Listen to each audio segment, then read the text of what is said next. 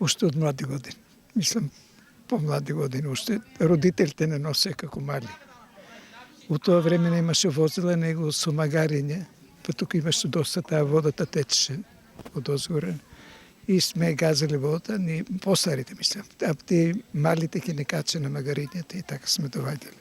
Тука имаше стари конаци и се преспиваше.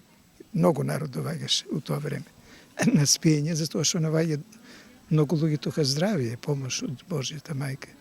И таа традиција уште од детство сум ја запамтил и стално доваѓам. И се пренесува култот према Пресвета Богородица во Велјус.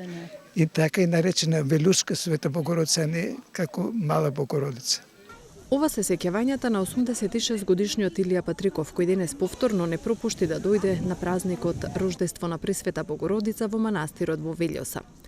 Тој заедно со уште голем број верници 2 дена доаѓаат и се поклонуваат и го чествуваат раѓањето на Божјата мајка. Дел од нив носат различни приказни. Голем празник е за нас и така секоја година тука сме да ја посетиме мајката Божја. Млади доваѓаат и они исто чувствуваат како и постарите. Наша верничка имаше момичка што не може да говори.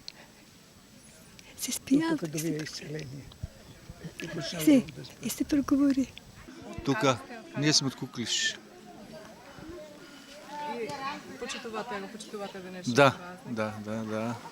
Па православни сме и мора. Мислам дека е ред тие празници да ги почитуваме и да се собираме јако. Сите. Да се видиме. Да, цел ред е куклишани, да. Младите доаѓаат, ама повеќе средна класа.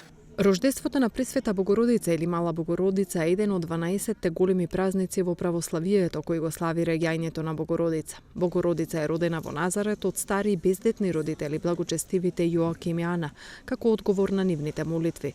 Се слави на 8 септември според јулијанскиот или на 21 септември според григоријанскиот календар. Во Македонија значаен е култот и почитувањето кон Пресвета Богородица и голем број цркви се изградени во нејзина чест. А за православните христијани овој ден, како што вели митрополитот на Струмичката епархија господин Наум, треба да биде ден за обнова на молитвениот благодарствен подвиг кој Пресвета Богородица, кој стои како брана пред злото кое што може да стигне на личен и на план на заедницата.